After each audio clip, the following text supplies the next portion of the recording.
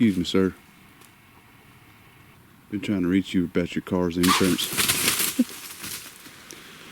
Well, sweet November's finally here. It's November 2nd. I'm in Alabama today. I'm hunting this hogback ridge that goes up the mountain that's at the edge of this thicket with one of the only places that has hardwoods. There's a few white oaks and red oaks in here, so I was hoping the bucks would be still in their bachelor groups and come up this hogback ridge like I've seen them do in the past. And sure enough, about an hour ago, I saw 2 bucks pass by in that thicket. And it looked like they might circle around here and come up the hogback ridge, but I never did see them. And then this third little buck happened to come through right when the wind shifted.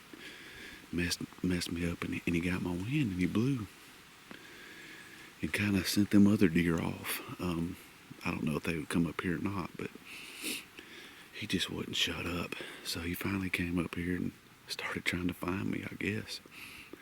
And he comes probably within like 3 steps under my tree. And I thought, well, heck, he messed me up, so I'm gonna scare him. So I kind of talked to him a little bit and made him freak out, but he never did see me. He never did figure out where I was or anything. Just a dumb young buck, but it's still cool to see some bucks because my season has been really weird.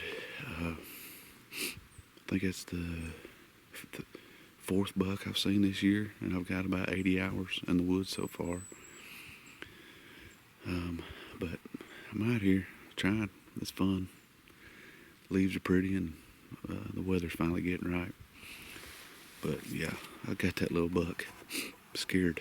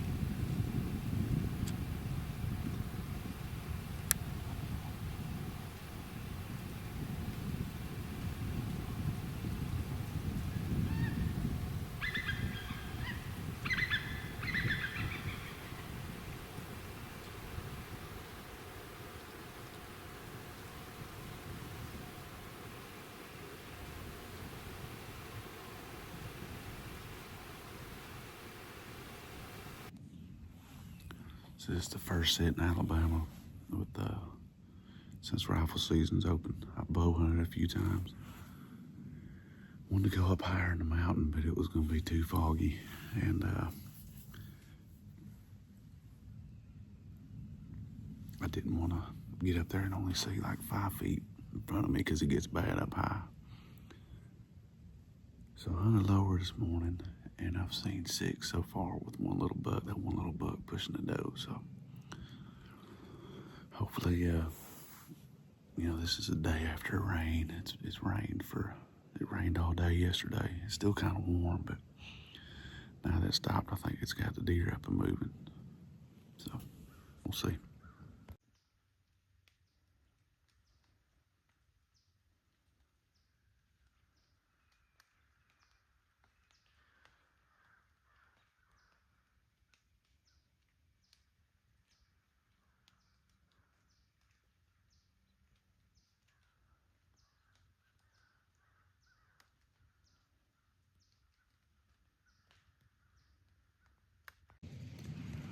It's day 2 of my Alabama hunting vacation. I'm gonna make this quick. I stepped down to do a little bit of scouting, and I had a deer. One of the bucks I'm hunting, it looked like, I'm not sure, bust me while I was getting something off the ground and didn't hear him, and he saw me when I didn't see him. Anyway, he busted out here, but I dropped off the side of this mountain, and there's sign like I've never seen sign before. Every tree that you see in here that looked like it should be rubbed, it's rubbed. You can see it's just a steep, just gnarly stuff. But over here to my right, I've got a big scrape where a lot of deer hitting it. And then I'm on the trails going from that scrape over here to a saddle, and they've been traveling downwind of that saddle a good bit. I got a camera down there below it too, so I'm kind of in the middle of the saddle and the scrape. So I gotta get off here though, because I feel like a deer could come out any minute. So here's what I'm looking at. Just some gnarly, nasty pines, a little bit of broom sage stuff, thick, high stem count. It's close quarters, but man, is there sign in here like crazy. Let's check this wind out.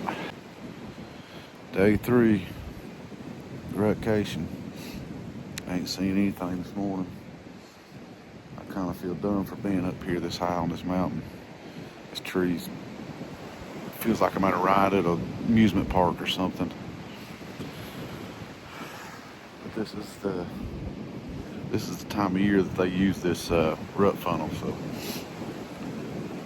gonna sit here and try to battle as long as I can, and maybe get down and maybe walk around, go from funnel to funnel. See if I can't bump into one.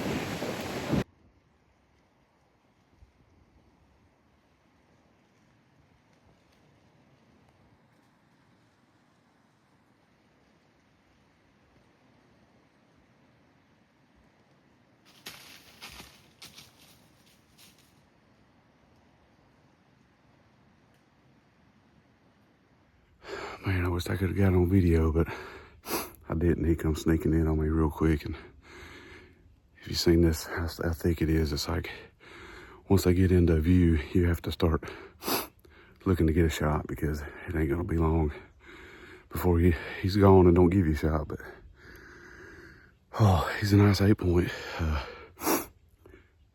I went down there to him, got to shed some clothes, and I'll make a video when I get down there. But I'll show you the type of stuff I'm hunting. You can see this is my tree, my old trusty climber. Oh man, I wasn't but maybe 10 foot, maybe. I was just trying to see over this stuff. I shot him right through there. And he went to the bottom of this ridge, piled up. Just thicker than thick. Well, here he is. He ran down the bottom of this ridge, down the old road. Kind of hard to video on me. Just a real nice mountain buck. Now I got some dragging to do. Just a solid mountain 8-point. He was probably 35 yards. I had another little buck coming to my right, and I was looking at him, trying to see who he was, and this guy snuck in to the left because I was grunting at the other buck to get him closer. I think this guy heard me, and he came in to investigate, and he looked at me. I thought, man, he looks like a good, definitely a good mountain buck. I'm tickled with him. Real nice long G2s, decent spread, decent beams. Just a pretty specimen of a mountain buck. I'm real happy with him. So this is day 5 of my hunting vacation in Alabama. I've been daylight to dark all 5 days. And of course, I got sick probably about yesterday. I tagged a real nice buck yesterday, and I'm up in the same spot today. Just gonna show how thick it is, you know. So some of my buddies and stuff, when I show them the kind of stuff I'm hunting in, you know, the first question is, how do you shoot through it? And it does look almost impossible, but you know, once you start looking through it, and you know, especially with with a scope or something like that. I mean, you can find holes. You have to be careful, and you have to really try to be patient. It's hard to, but I'll spin the camera around here in a second. But I could hear this buck on the ridge over left of me stirring around, but it's so thick in here I couldn't see him, so I grunted at him. I could hear him start to get closer. Well, I looked to my right, and here's a little fork horn or spike or something to my right, and he's coming to the grunt. So when the big buck sees him, he's like, oh, that's who it was. So he ended up coming right out here in front of me for a perfect, like, I don't know, 35-yard shot or something. But I'll spin the camera around. So the buck came from that way that I shot. He walked right down through here, in between those two little trees right there, 35 yards where I shot him. But as you can see, it's just a thick ridge coming off, the main ridge up here. I got a saddle up here, and I'm below the saddle. So I'm catching anything that comes through the saddle, but I'm also catching anything that comes below the saddle, which is what those two bucks did yesterday. So I'm getting the best of both worlds here. That's kind of what I'm shooting for.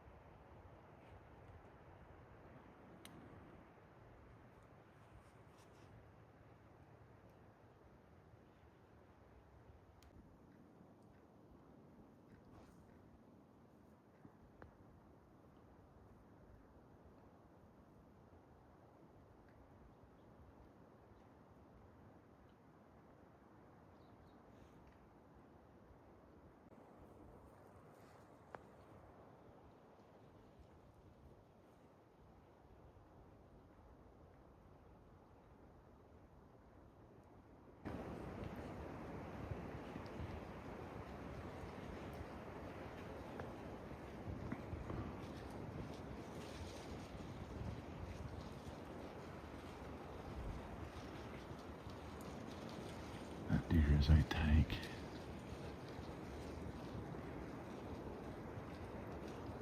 He's over 200 pounds. I've had him on camera for the last 3 or 4 years, and his horns have looked the same every year. And I'm just stalking this ridge, and he's just looking.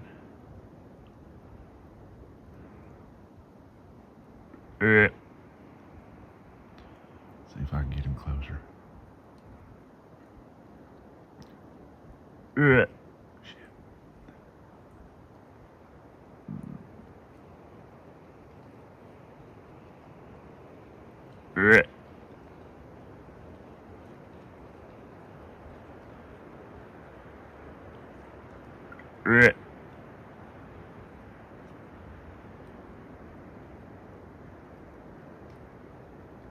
Yep, I knew you'd come check it out.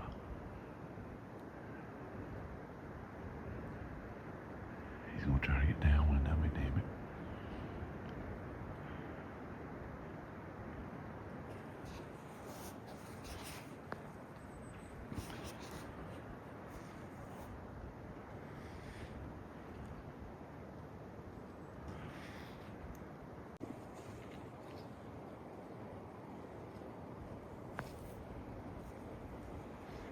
He's gonna come right to me. That's a hard one to pass.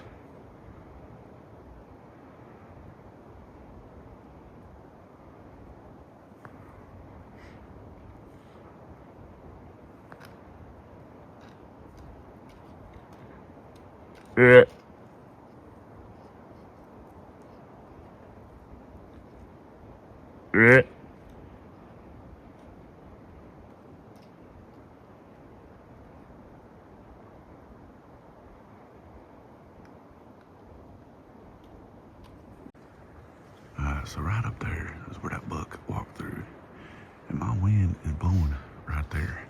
If you feel it where I'm standing right now, and try to watch this milkweed.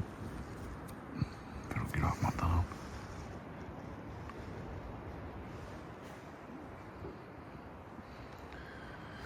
So it's been blowing, kind of cutting up that hill and up that hill. Well, he come through and he was walking right there, and he stopped like right here, like where that piece of milk was right there, just flew. And I thought he was gonna win me and blow and take off. Instead, I grunt at him. He comes right back through here, comes down through here, and then cuts down from me 40 yards right there and goes. So basically, when you're at the top of this mountain, the wind is blowing that way, like going off the other side of the mountain. But when you drop off this side, wait, no, I said that wrong. The wind is coming this way if you're standing up there. But when you drop off this mountain, this part of the mountain here blocks that wind from hitting you down here. And it's a big reason for why I'm down here, just to kind of stay out of this wind, because it's been kicking my butt all week. But what you'll notice is about 50 yards down from the top, like about where that buck was walking, that wind does not do what it's doing right here where I'm standing. So even though it looks like it's blowing up there towards that buck, I guarantee you when I go up there to where that buck was standing, my wind is not blowing from here to there. It's probably catching a little bit from that top of that mountain, which is the reason why he didn't smell me. But all I'm doing is plugging along, walking this ridge, stalk hunting on the ground, using this little low-down hunting seat I've been running this year. It's been pretty good. It's light. I usually climb up when I'm in places like this, but I knew I was going to be covering some miles today, and I wanted to travel light, so I'm grounding and pounding today. I'm going to do some light rattling this evening. Everybody makes fun of me when I do this, or when I tell them I do this, so it'd be cool to get one on video. But chances are pretty slim, but I'm still going to give it a try. Let's take my rifle and cycle the bolt. There's no wind today, so I'm trying to be not sounding like something really loud, just a light tickling of some horns.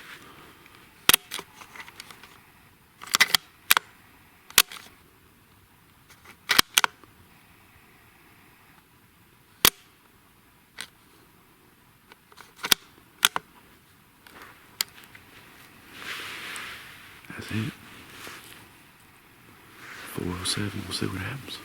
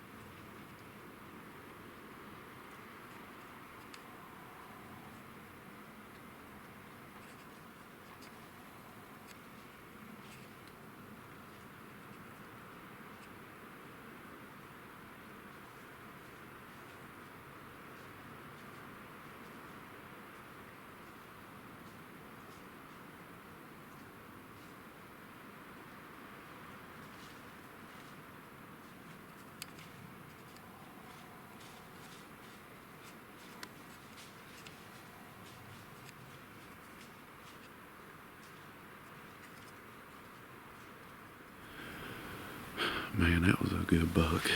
That's a buck I call Scar Buck. I've been keeping up with him since he was 3. Back in 2023, I got to see him a lot, and he had a big scar going down the left side of his ribs where he fought, and it was just, he hadn't changed much. He's 5 years old. He hadn't changed a whole lot since he was 3. And that is not a buck I would normally pass him. I'm guessing he's 120s, low 120s maybe. But I've got 3 deer in the freezer. I'm not trying to be greedy.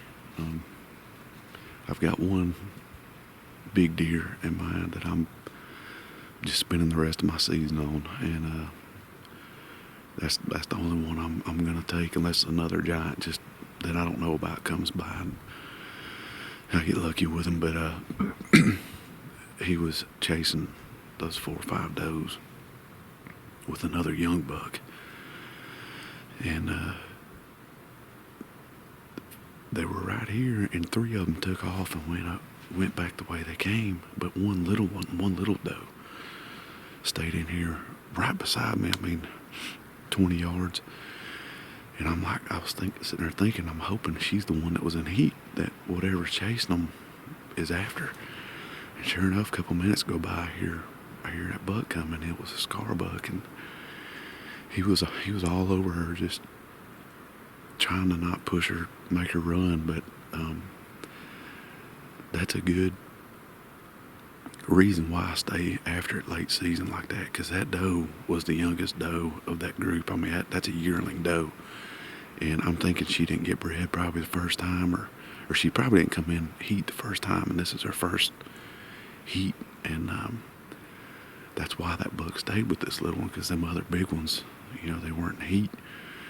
But that's why these yearlings, man, it's good to keep up with them. And I've been seeing that group a few times, but nothing has been with them or chasing them or anything until today. So she's in heat, and 2 bucks on her, and I'm gonna stay posted up in here all day, and hoping maybe that big 10-pointer I'm after comes across that trail and that ground scent and comes in here. But man, he's a nice buck.